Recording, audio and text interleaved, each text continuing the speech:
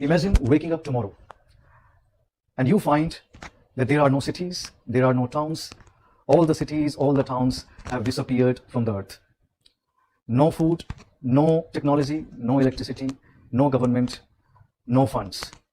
There are only forest, wildlife, rivers, mountains, and a few hundred human beings scattered across the land.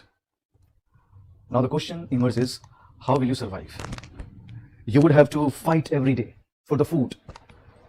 You would try hard to protect yourself from wild animals, and you would have had to deal with the cold climate as well. Well, this was the reality of our ancestors. Their life was replete with daily struggles. Hi friends, welcome to Chahal IAS. Today we'll try and understand the evolution of early human in Indian subcontinent. Friends, whenever we study ancient history, the first question that comes to our minds is, when did human beings begin to live in Indian subcontinent?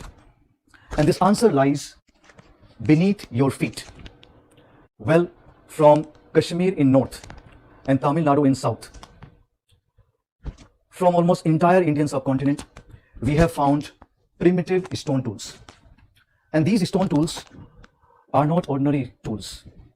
These were deliberately shaped by the earliest men. And these stone tools are the source of understanding as far as this period is concerned. And if I tell you about the evolution, initially the earliest man was Homo habilis. He was in bent posture, but his hands were free to make and use stone tools. And this Homo habilis evolved into Homo erectus. It means the upright man. The body posture was upright because human anatomy evolved. In fact, the man was consuming meat also during this phase because human anatomy would allow to digest the meat. And then Homo erectus evolved into Homo sapiens archaic. Now the man was using brain. So this phase was characterized by the use of brain to some extent. And then the further evolution happened. Homo sapiens sapiens, it means the man with full-fledged brain, fully developed brain. And the evidence of such evolution was found from Narmada Valley. Apparently, we call that skeleton Narmada man, despite the fact that skeleton was of a female. Friends, this prehistoric period is reconstructed through the study of stone tools. And this entire phase can be divided into three main stages: Paleolithic, Mesolithic, Neolithic. During Paleolithic phase, the earliest man was using big, unrefined and irregular stone tools. Like anything, any stone tool which could be held within the grip of the hand would be a tool for the earliest man. And during this phase, the man would rely upon hunting and food gathering. In fact, scholars call this food gathering economy because they were largely dependent upon two sources: hunting and food gathering for their survival. So as far as Paleolithic is concerned, stone technology was largely inferior. Those were big and unrefined stone tools, and the man was trying to survive using two sources of livelihood: food gathering and hunting. And the life was filled with uncertainty during this phase, during Paleolithic. Life was a struggle every day. He was fighting for the survival. Then, after Paleolithic period, there comes Mesolithic period. So human intelligence continued to grow. And Mesolithic man was relatively smarter. He was using his brain to the fullest. Even the quality of stone tools improved to a larger extent, because during Mesolithic phase, the man was using microliths. These microliths were smaller, sharper, stronger, and durable stone tools. They were so small that these stone tools, microliths, could be held within the hand and they could be hidden also. And that's how they would come very, very handy during hunting, because animals could be fooled. They could be tricked because these stone tools were very, very small. So as far as Mesolithic period is concerned, remember, the human intelligence, I won't say it was at its best, but yes, the man was smarter. The man was using sharper, durable small tools came to be known as microliths, and most importantly, the climate was relatively better. So Mesolithic men had become socially active also.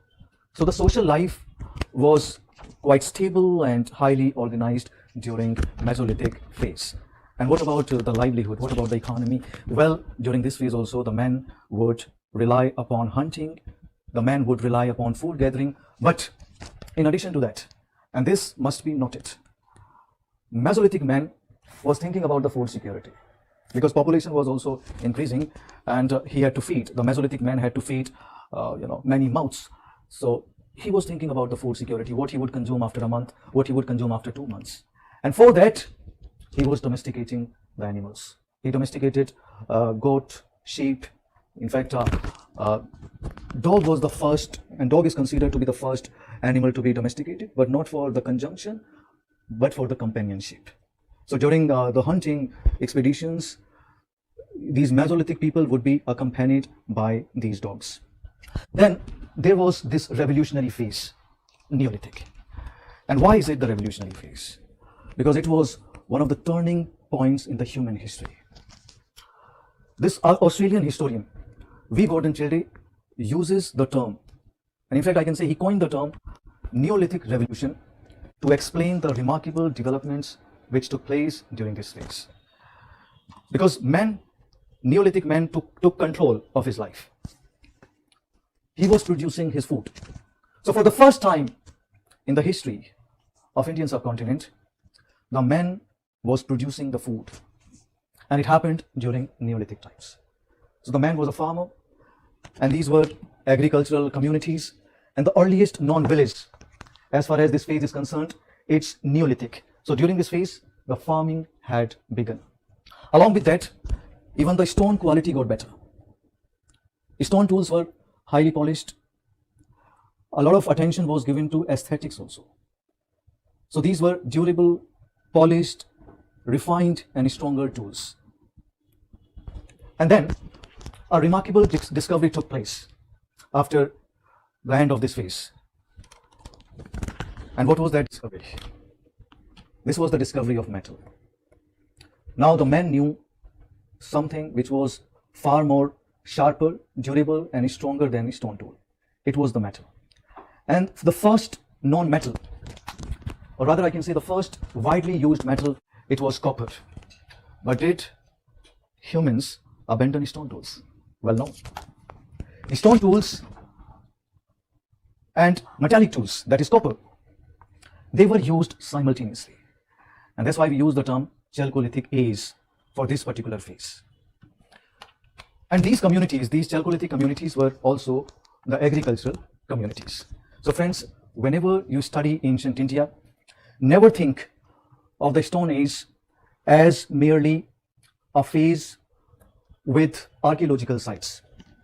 Rather, you should be looking at this phase at the greatest journey of humanity. So that's all I have for you in this video. I shall see you in the next video soon. Thank you very much.